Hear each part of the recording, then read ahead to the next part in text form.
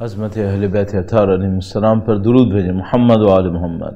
اللہم صلی علی محمد و آل محمد۔ فاتحہ۔ اللہم صلی علی محمد و آل محمد۔ بسم اللہ الرحمن الرحیم، الحمد للہ رب العالمین، الرحمن الرحیم، مالک یوم الدین، ایاک نعبد و ایاک نستعین، اهدنا الصراط المستقيم صراط الذين أنعمت عليهم غير المغضوب عليهم ولا الضالين اللهم صل على محمد وآل محمد۔ وقت کے امام کے حضور ادائے احترام کے لیے، ان کی نظر لطف کو حاصل کرنے کے لیے اور ان کی جد امجد کی شہادت کی تسلیت پیش کرنے کے لیے ایک بار پھر عزاداران سید الشہداء کی حفاظت کے لیے، مزید توفیقات کے لیے ایک بار پھر درود بھیجیں، محمد و آل محمد۔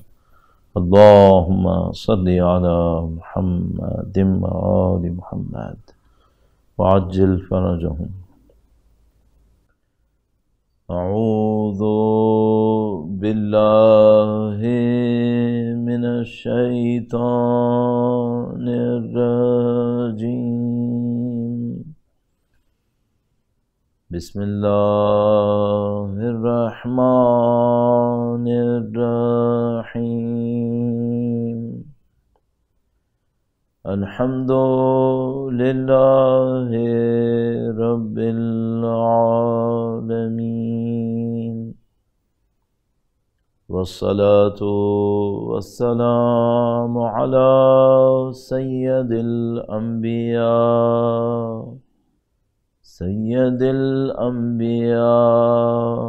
والمرسلین، حبیب الہ العالمین ابی القاسم محمد۔ اللہم صلی علی محمد وآل محمد وعجل فرجہم، وعلى آلہ الطیبین الطاہرین، سیما بقیت اللہ فی الأراضین۔ قال اللہ تعالی فی کتابہ الکریم، بسم اللہ الرحمن الرحیم، ام حسبت ان اصحاب الکہف والرقیم كانوا من آیاتنا عجبا۔ درود بھیجے گا محمد و آل محمد پر۔ اللہم صلی علی محمد و آل محمد وعجل فرجہم۔ خدا متعال کا انتہائی احسان ہے، انتہائی لطف و کرم، بے پناہ نعمتیں نصیب فرمائی، دنیا کی نعمتیں بھی نصیب فرمائی ہیں جو ختم ہونے والی ہیں، جو یقیناً باقی نہیں رہیں گی، آخرت کی نعمتیں بھی نصیب کی ہیں جن کے اندر بقا ہے، جو ہمیشہ باقی رہیں گی۔ ہمیں ایک امتحان سے گزرنے کا موقع دیا، اور وہ امتحان یہ ہے کہ جو خدا نے دنیا میں ہمیں نعمتیں دی ہیں، اگر ہم ہوشیار ہوں ان کو اخروی نعمتوں میں تبدیل کر سکتے ہیں۔ خدا نہ کرے نعوذ باللہ تعالی اگر ہوشیار نہیں ہوئے تو انہی دنیا کی نعمتوں میں اپنے آپ کو غرق کر دیں، نعوذ باللہ، اہل دنیا بن جائیں، پھر اہل آخرت نہیں ہے، پھر آخرت میں کچھ نصیب نہیں ہے۔ ایک معاملہ یہ ہے کہ آپ دنیا سے فائدہ اٹھائیں یا دنیا سے فائدہ نہ اٹھائیں، دنیا سے فائدہ اٹھائیں۔ یہاں پہ کھانا پینا، اٹھنا بیٹھنا، زندگی گزارنا، آسانی بھی ہے، مشکلات بھی ہیں، سب کچھ ہے، دنیا میں رہنا ہے، دنیا سے فائدہ اٹھانا ہے، لیکن عاقلانہ فائدہ اٹھانا، عقل مندی سے فائدہ اٹھانا، جس کا جو حق ہے اتنا دیں۔ دنیا کا حق کیا ہے؟ دنیا کا حق یہ نہیں ہے کہ دنیا پہ مر مٹیں، دنیا کا حق یہ ہے کہ اس دنیا میں رہتے ہوئے کہیں اور جانے کی تیاری کریں جہاں یقیناً جانا ہے۔ کسی کو کوئی شبہ نہیں ہے کہ موت حق ہے، اس میں کسی کو کوئی شبہ نہیں ہے، موت یقیناً حق ہے۔ کوئی نہیں بچا تو ہم کیسے بچیں گے؟ اس کے بعد سوالات شروع ہو جاتے ہیں۔ کوئی کہتا ہے موت حق ہے لیکن موت کے بعد کچھ نہیں ہے، اور دین کہہ رہا ہے کہ نہیں، موت حق ہے اور موت کے بعد اصل زندگی ہے۔ ان دار الآخرۃ لہی الحیوان، اور یہ ہمارا امتحان ہے کہ بھئی آپ دنیا میں رہیں، آخرت کے لیے تیاری کریں، اور یہ اللہ کے نظام میں خوبی ہے کہ جو آخرت کے لیے زندگی گزارے خدا اس کی دنیا کو خود سنبھال لے گا۔ یہ مت سوچیے گا اگر حضرت ابو ذر غفاری مثلا ربضہ کے صحرا میں تھے اور تو ان کا دل مطمئن نہیں تھا،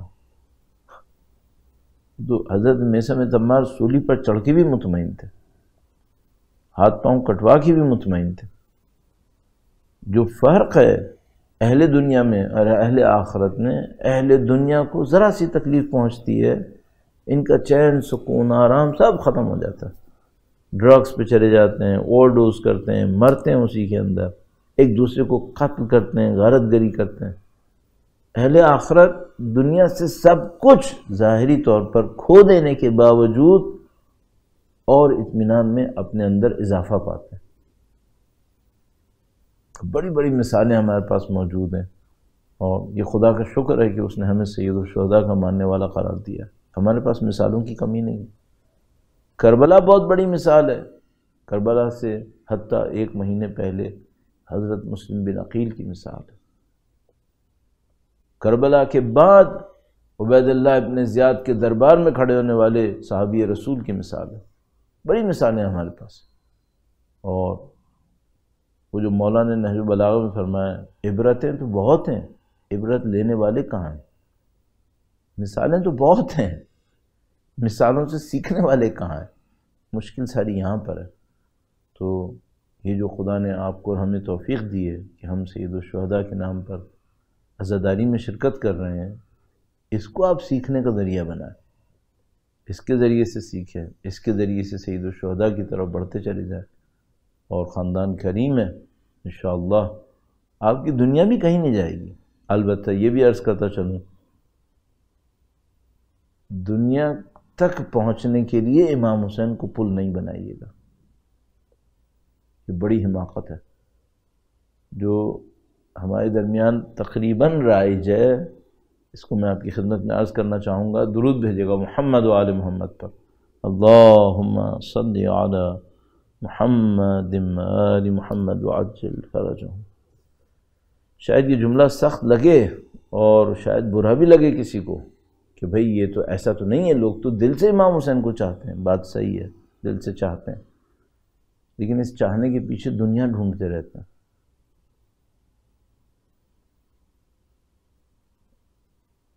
جو عریضیں ہم امام کی طرف بھیجتے ہیں، جو دعائیں امام کی طرف بھیجتے ہیں، ان کو دیکھیے ایسا نہ اس میں دنیا زیادہ ہو،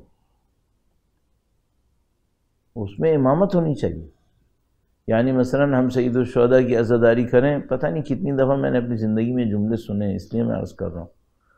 ہم مجلس کراتے ہیں گھر میں، کیوں کراتے ہیں؟ گھر میں برکت آتی ہے۔ برکت کا مطلب کیا ہے؟ برکت کا مطلب ہماری سیلری بڑھ جاتی ہے، ہماری کمائی بڑھ جاتی ہے۔ اللہ اکبر! عزاداری کو کروایا تاکہ وہاں پہنچیں، یہ کیا کیا؟ یہ تو الٹا ہونا چاہیے تھا کہ ہم اپنی دنیا قربان کر دیتے امام حسین تک پہنچنے کے لیے، نہ کہ امام حسین کو اختیار کیا نعوذ باللہ تعالیٰ اپنی دنیا تک پہنچنے کے لیے۔ البتہ ممکن ہے کوئی یہ کہ ہدف ہمارا وہ نہیں تھا، یہ نہیں تھا، اللہ قبول کرے گا انشاءاللہ۔ میں کون سا چوکیدار لگاؤں کہ میں کسی کی نیتوں کے اوپر پہرے لگاؤں، لیکن جو بات سمجھ میں آتی ہے وہ یہ کہ ہدف امام حسین ہونا چاہیے، دنیا ہدف نہیں ہونی چاہیے۔ یہ اہل بیت سے مانگنے کے لیے بہت چھوٹی چیز ہے۔ مشکل میں پڑیں گے، ان سے کہیں گے مشکل کشا ہیں، لیکن ان سے تعلق دنیا کی خاطر ہو، یہ ظاہر ہے کہ نہیں ہے، یہ بات صحیح نہیں ہے۔ لہذا اگر دنیا ہاتھ سے چلی جائے ان سے تعلق میں تو پھر کوئی بات نہیں، بہت اچھا۔ کہنا آسان ہے، کرنا مشکل ہے۔ انشاءاللہ خدا ہم سب کو توفیق نصیب فرمائے۔ انشاءاللہ اپنے موضوع کی مناسبت سے ایک انتہائی اہم تفصیل آپ کی خدمت میں عرض کرنی ہے، ایک اہم نقطہ آج آپ کی خدمت میں عرض کرنا ہے۔ ہمارا موضوع ولایت اور نصرت امام ہے، اہل ولایت، نصرت امام۔ تو اس حوالے سے انشاءاللہ بہت اہم موضوع آپ کی خدمت میں عرض کرنا ہے۔ اس کا ایک طرف سے تعلق ولایت سے بنتا ہے اور ایک طرف سے تعلق نصرت امام سے بنتا ہے۔ ایک بار پھر درود بھیجے گا، محمد و آل محمد، اللہم صلی علی محمد آل محمد وعجل فرجہم۔ بات تو بہت سادہ سی ہے، بہت واضح ہے، لیکن اگر آپ اس کو توجہ سے سماعت فرمائیں اور اپنی زندگی میں اس کو امپلیمنٹ کرنا شروع کر دیں تو پھر بات بہت اہم ہے۔ وہ بات کیا ہے؟ ہم انسان ہیں، ہماری اشرفیت کیا ہے؟ ہماری سادہ لفظوں میں خاص بات کیا ہے ہماری؟ تو میں نے آپ کی خدمت میں پہلے ہی دن شاید عرض کیا تھا، بھئی ہماری خاص بات ہے ہمارا ارادہ۔ دوسروں کے پاس وہ نہیں ہے، دوسروں کے پاس، دوسری مخلوقات کے پاس، جنوں کے سوا نہیں معلوم کہ ارادے کی حد کیا ہے، ایکسٹینشن کیا ہے، لیکن بہرحال ان کے پاس بھی ارادہ ہے۔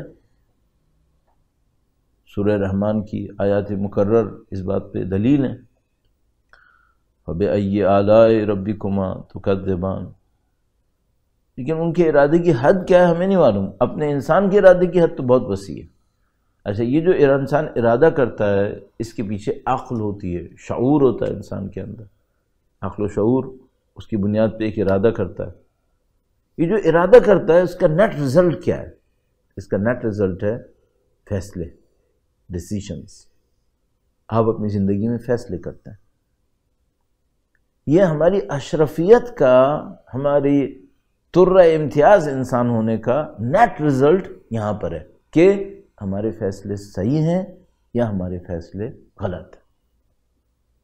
تو اب اگر کوئی ایک انسان ملے جس کے فیصلے ہمیشہ صحیح ہوں، اور صحیح ہوں پورے کانٹیکس کے اندر، ایسے نہیں ہو دنیا کے معاملے میں صحیح ہوں، دکان چلانے میں صحیح ہوں، کاروبار کرنے میں صحیح ہوں، لیکن آخرت میں غلط ہوں، نہیں، پورے کانٹیکس کے اندر، پوری حیات، پوری زندگی کو دیکھتے ہوئے، دنیا بھی ہے، زندگی، اس دنیا کی زندگی بھی ہے، آخرت بھی ہے، اور آخرت کے نہیں معلوم کتنے مراحل ہیں، ان سب کے اندر دیکھتے ہوئے اگر اس انسان کے فیصلے صحیح ہیں، اس نے اپنی اشرفیت، اپنے ممتاز ہونے کا، ایک سلیکٹڈ کریشن آف اللہ ہونے کا حق ادا کر دیا اس نے۔ کیوں؟ اس نے فیصلے صحیح کیے۔ یہ صحیح فیصلے سب کچھ ہیں۔ حضرت حور علیہ السلام نے صحیح فیصلہ کیا، انہوں نے انسانیت کی گویا معراج کو انجام دے دیا۔ یہی تو ہے، باقی کیا ہے؟ باقی اس سے نیچے ہے۔ آپ اپنی زندگی کے critical decisions, most critical decisions, جو میرے خیال میں 4-5 زیادہ نہیں ہوتے، وہ آپ صحیح کر لیں، اس کا مطلب کیا ہے؟ آپ نے انسانیت کا حق ادا کر دیا۔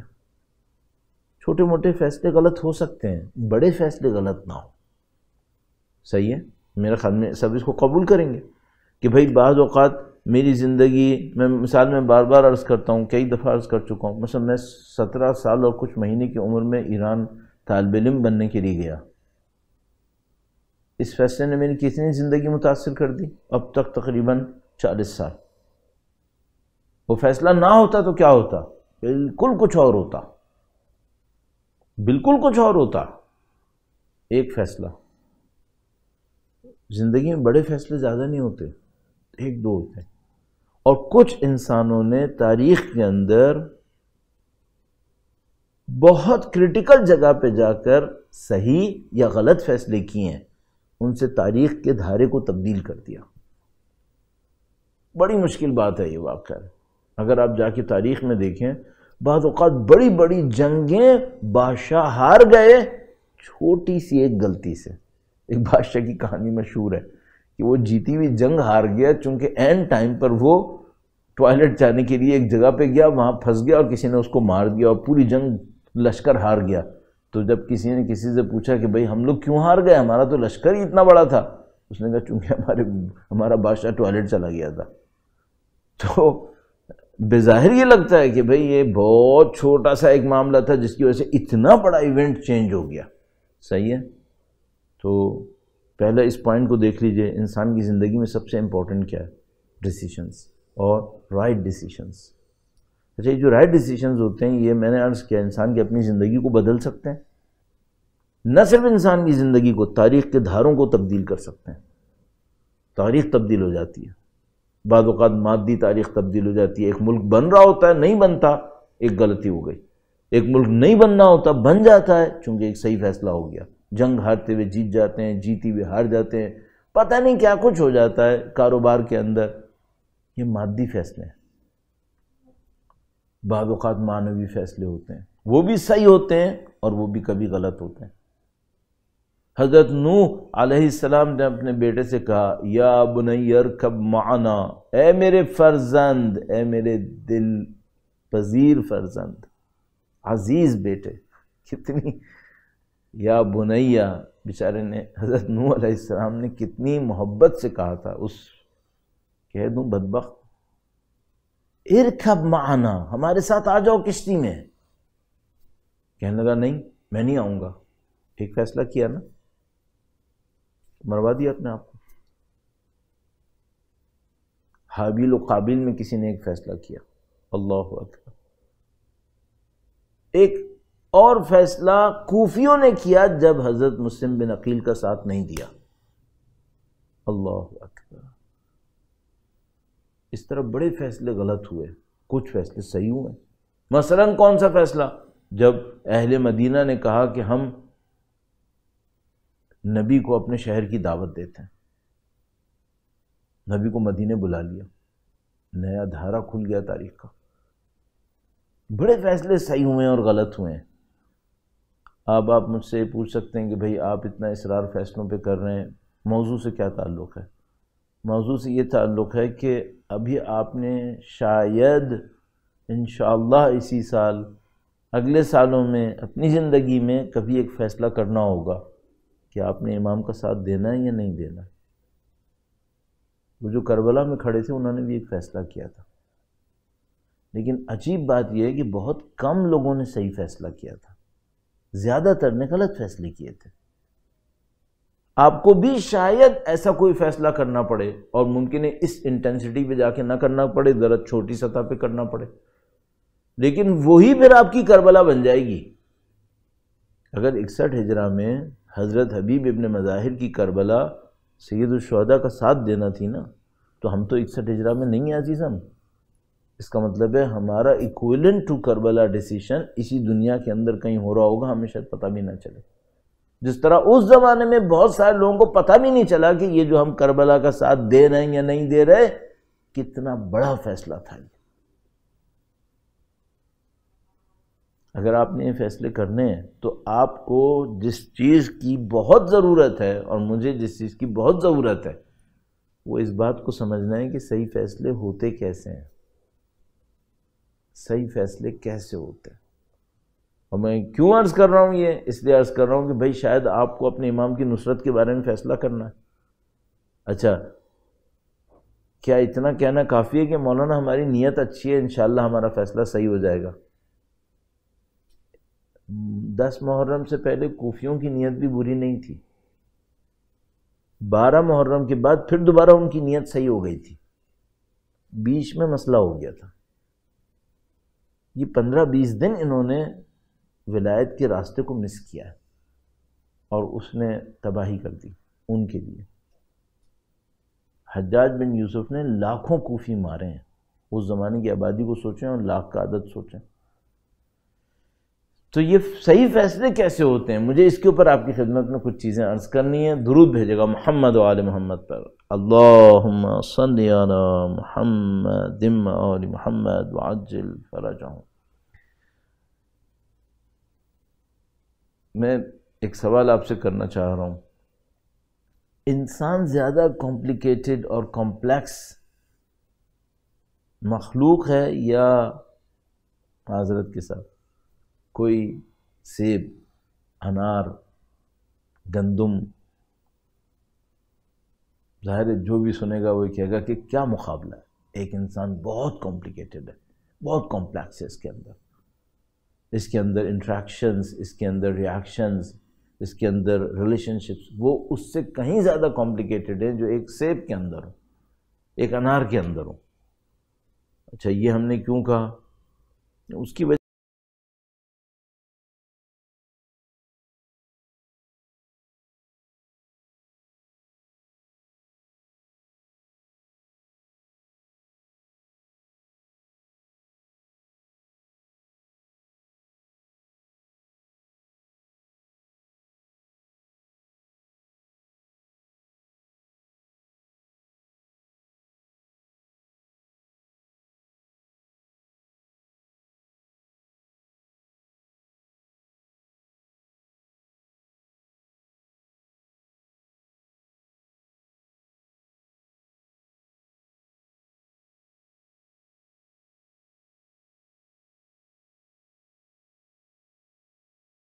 مارتے تھے جیسے ڈیم بن جائے لاشوں سے، بہرحال رکاوٹ۔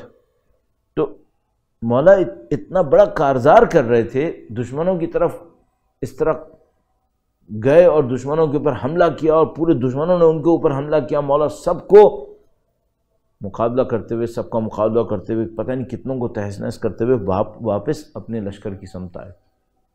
عجیب ہے، مولا پشت کے اوپر کوئی پناہ نہیں رکھتے تھے اپنی، نہ کوئی کور رکھتے تھے کہ کوئی بندہ کوئی پیچھے چل رہا ہو، نہ کوئی ڈھال پیچھے رکھتے تھے، اور عجیب جنگ تھی مولا کی۔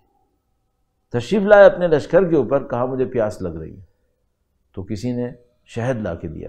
اب آپ ہمارے لیے تو خیر شہد پانی میں پینا ذرا مشکل کام ہے، لیکن بہرحال اگر آپ خالص شہد کہیں ڈھونڈ پائیں تو آپ سمجھ جائیں گے کہ پینا کیوں کہتے ہیں اسے۔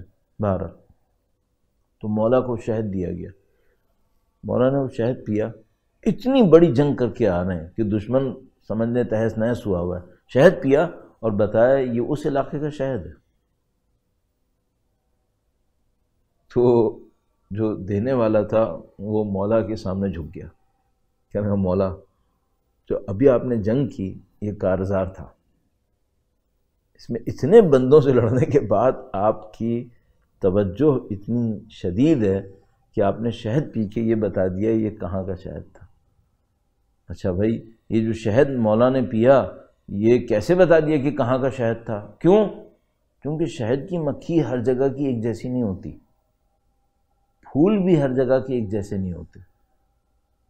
کہیں پھول ایسے ہوتے ہیں ایسے علاقے کے جہاں پانی زیادہ ہوتا ہے، کہیں پھول ایسے ہوتے ہیں جہاں پانی کم ہوتا ہے، کہیں دھوپ زیادہ ہوتی ہے، کہیں دھوپ کم ہوتی ہے، کہیں مٹی زرخیز ہوتی ہے، کہیں مٹی زرخیز نہیں ہوتی، کہیں پھولوں کو لوگوں نے اگایا ہوتا ہے، کہیں پھول خود سے خودرو اگے ہوئے ہوتے ہیں۔ ان سب پھولوں کے فرق کی وجہ سے اور مکھیوں کے فرق کی وجہ سے شہد مختلف ہو جاتا ہے، اور مولا شہد پی کے بتا رہے ہیں یہ اس علاقے کا شہد ہے۔ صحیح، شہد اتنا کمپلیکیٹڈ ہے، ہاں شہد اتنا کمپلیکیٹڈ ہے۔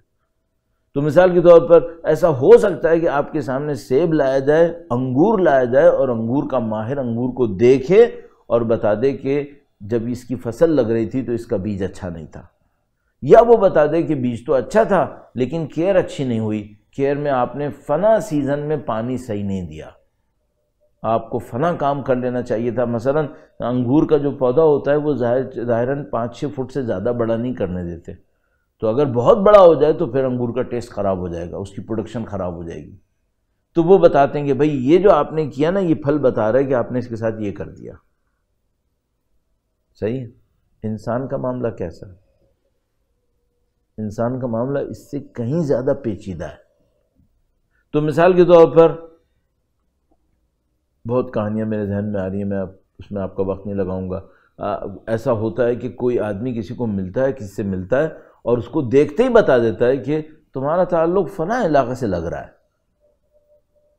مجھے اپنے بچپن کا زمانہ یاد ہے کہ اس زمانے میں پاکستان بنے ہوئے ظاہر بہت عرصہ نہیں گزرا تھا، تو جب بھی لوگ ملتے تھے ایک دوسرے سے، خاص کر وہ جو پاکستان مائیگریٹ کر کے آئے تھے، تو وہ جب بھی ملتے تھے تو ایک دوسرے سے پوچھتے تھے آپ کہاں سے ہیں۔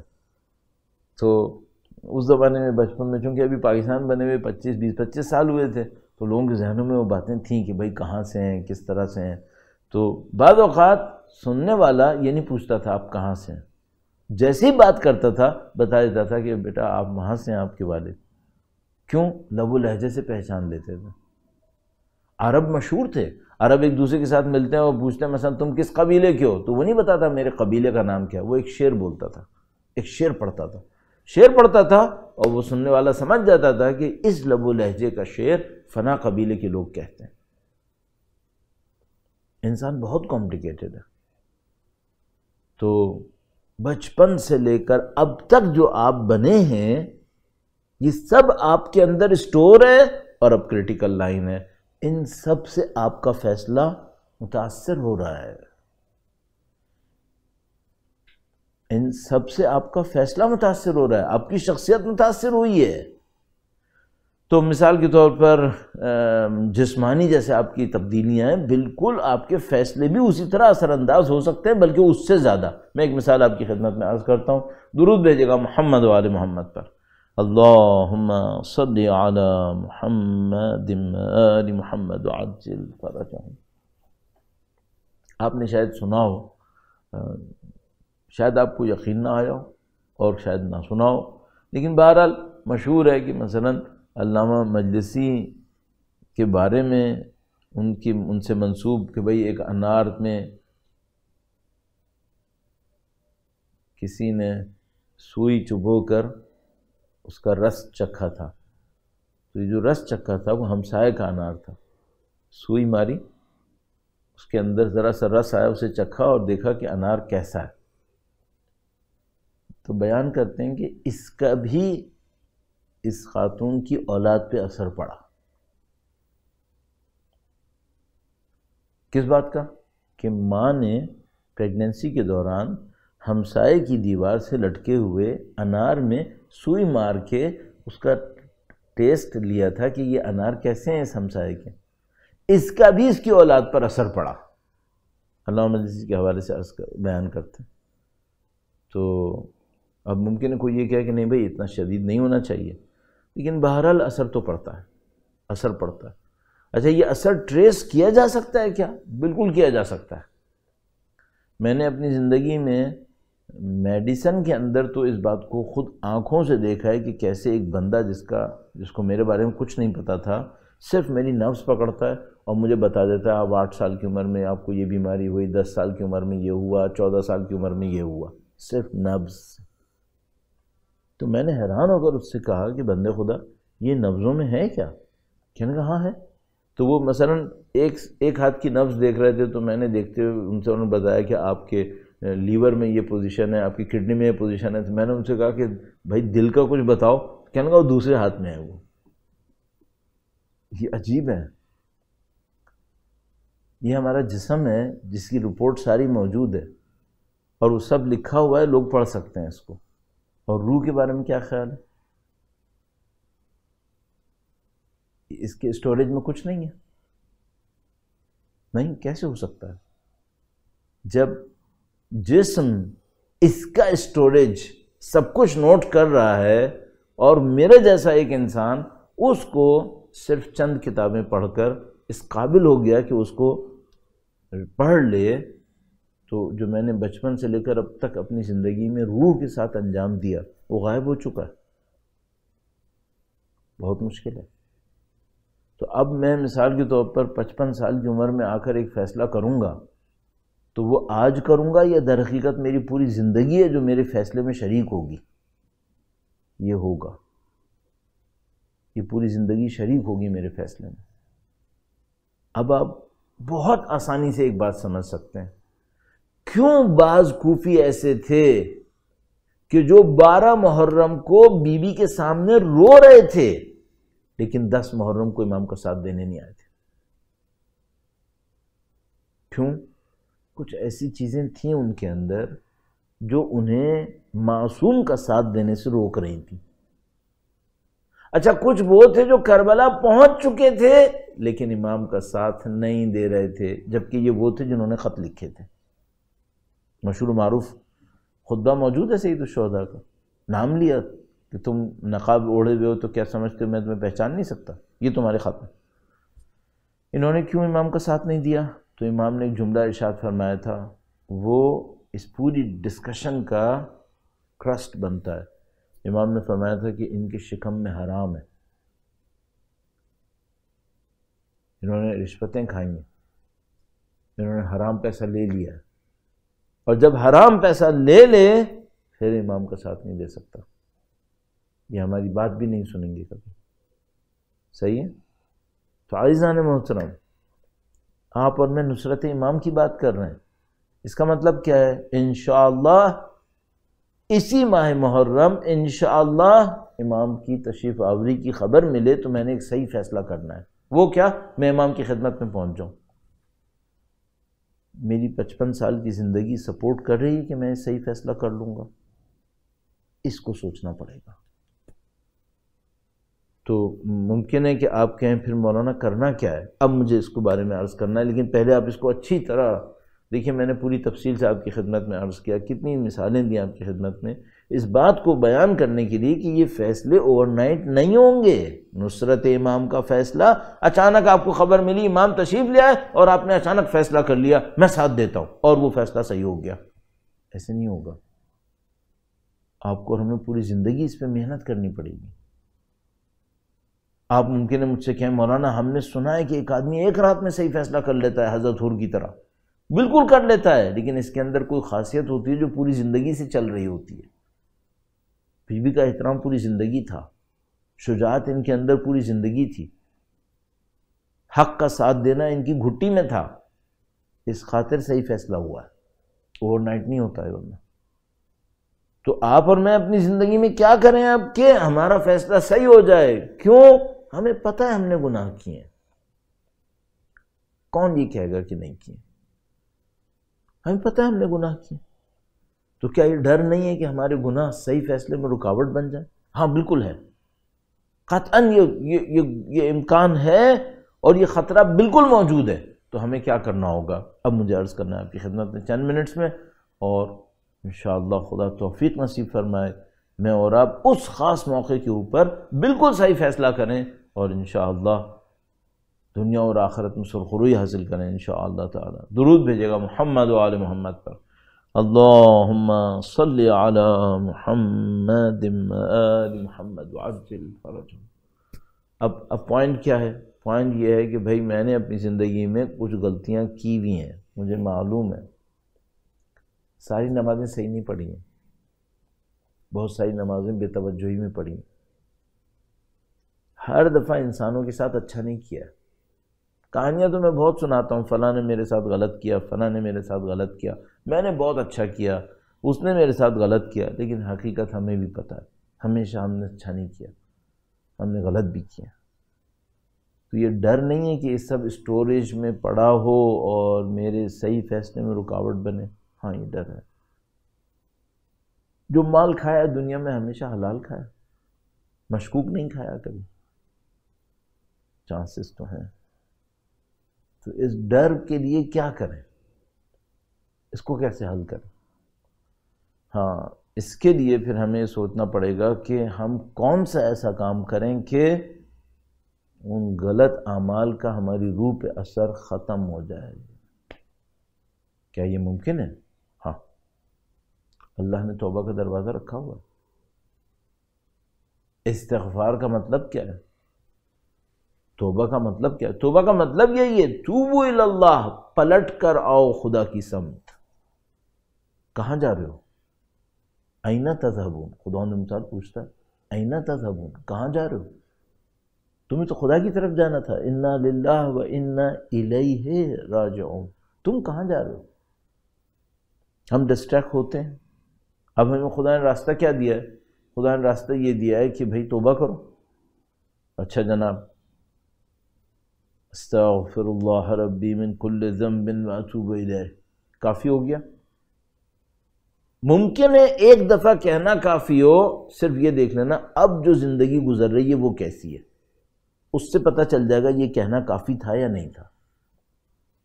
مثال عرض کرتا ہوں آپ کی خدمت میں. درود بھیجے گا محمد و آل محمد پر. اللہم صلی علی محمد و آل محمد وعجل فرجہم. مثلا کوئی ہم سے پوچھے کہ مولانا ہم نے بہت ساری نمازیں قضا کی ہیں، ہم قضا نمازیں پڑھ بھی رہے ہیں، آہستہ آہستہ کر کے پڑھ بھی رہے ہیں، یہ کیسے پتہ چلے کہ خدا نے ہماری توبہ قبول کی یا نہیں کی؟ تو میں اس کو کیا عرض کروں گا؟ میں اس سے عرض کروں گا کہ بھئی تم یہ دیکھو کہ تم جو باقی نمازیں پڑھ رہے ہو اس کے اندر کوالٹی کیسی ہے۔ اگر تمہاری نمازوں میں کوالٹی امپروو ہو رہی ہے، اس کا مطلب ہے پچھلی غلطیوں کو خدا نے معاف کر دیا ہے، اب تم اچھائی کی طرف جا رہے ہو۔ تو آپ اور میں اور اپنی زندگی میں یہی دیکھیں کہ بھئی ہماری زندگی مسلسل اچھائی کی طرف جا رہی ہے یا نہیں، ابھی بھی ویسے ہی ہے، کبھی غلطی کبھی صحیح، کبھی غلطی کبھی صحیح۔ اس کا مطلب کیا ہے؟ توبہ پوری قبول نہیں ہوئی ہے، شاید بہتری آئی ہے لیکن جو بات ہونی تھی وہ نہیں ہوئی ہے۔ اس کا مطلب ہے رزق ابھی باقی ہے، خطرہ باقی ہے۔ تو عزیزان محترم، بالکل نٹ شل میں کیا کرنا چاہیے؟ ایک ایسی استغفار چاہیے، ایک ایسی توبہ چاہیے، ایک ایسی چینج چاہیے اپنے اندر جس کے بعد یہ غلط صحیح کا سلسلہ ختم ہو جائے اور میری زندگی کلھا وردن واحدہ وحالی فی خدمتک سرمدا، یہ سب ایک راستہ بن جائے بس۔ تو عزیزان محترم، آپ سید الشہداء کی عزا کے لیے تشریف فرما ہوئے، ان کی فرزند کی نصرت کو اپنی زندگی کا اہم مقصد سمجھتے ہیں۔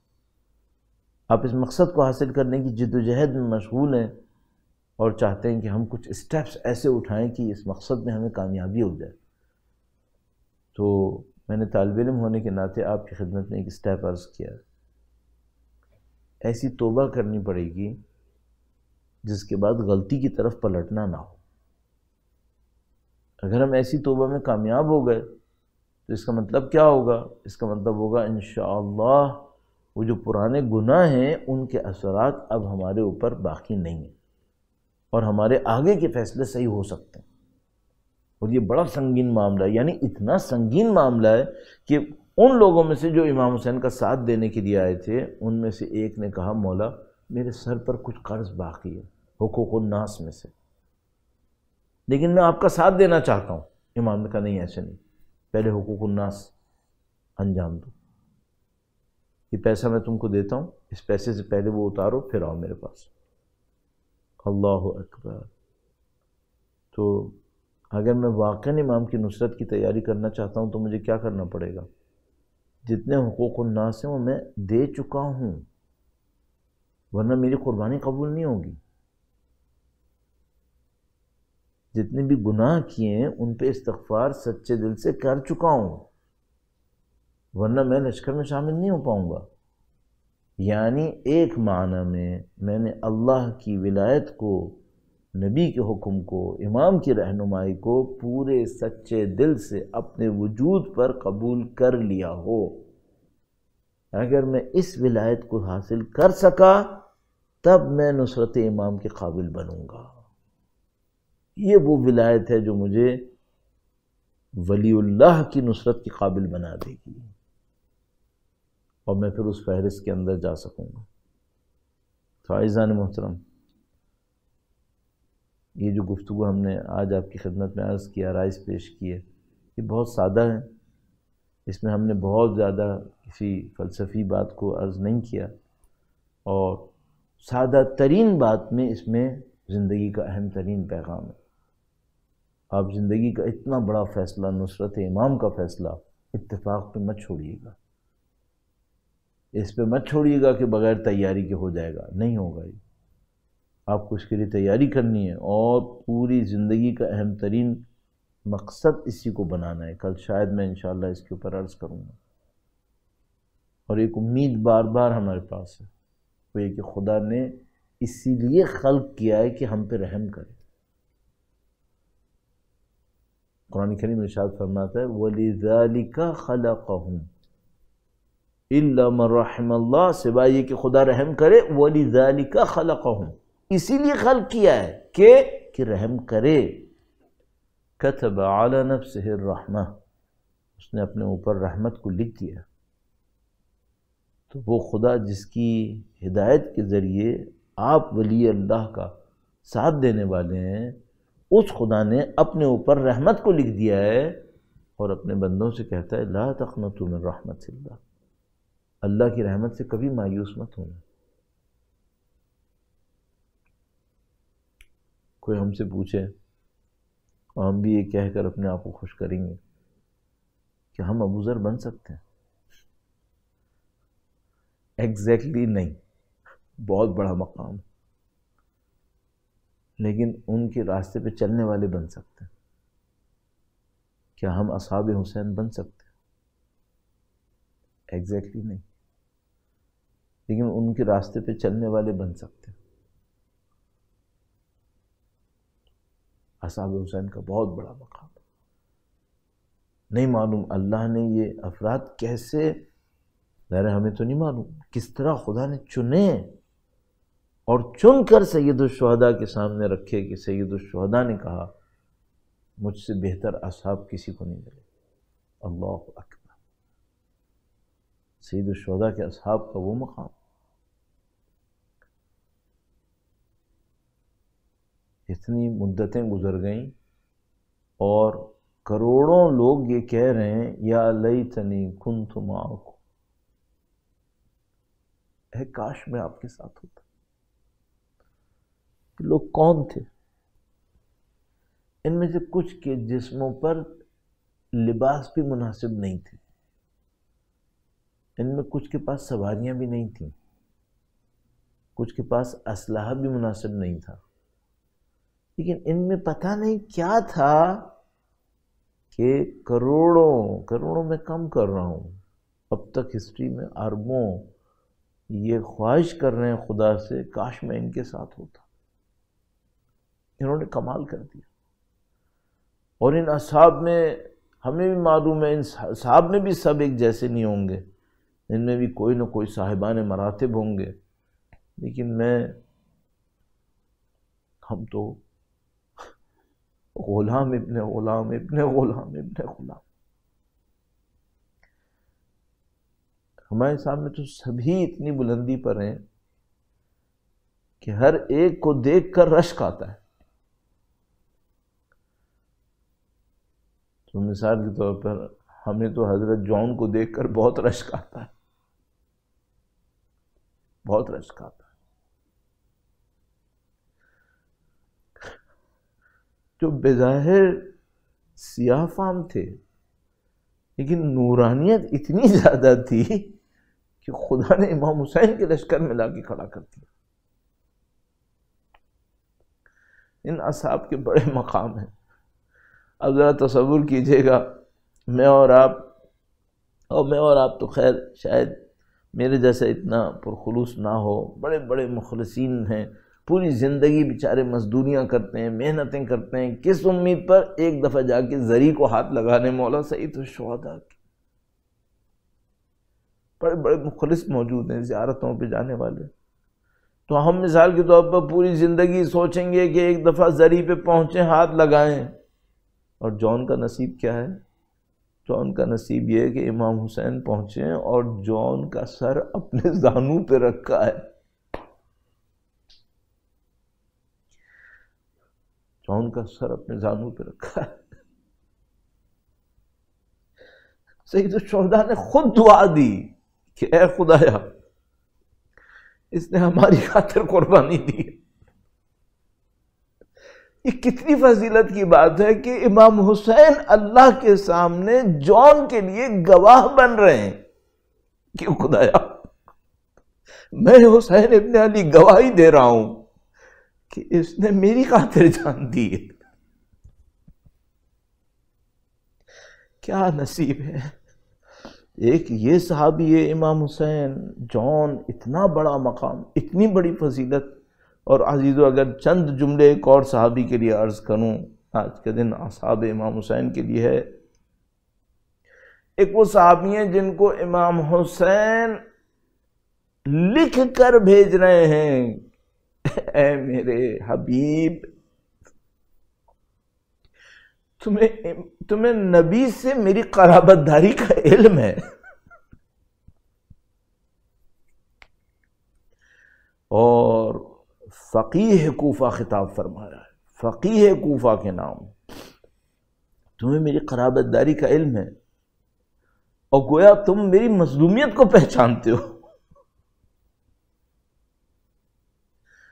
نہیں معلوم جب حضرت حبیب نے یہ خط دیکھا ہوگا تو ان کے دل پہ کیا گزری ہوگی. اگر آپ کے ذہن میں ہو حضرت مسلم بن عقیل کوفہ کے اندر جب شہید کیے جا رہے تھے تو ایک موقع پہ گریہ فرمایا.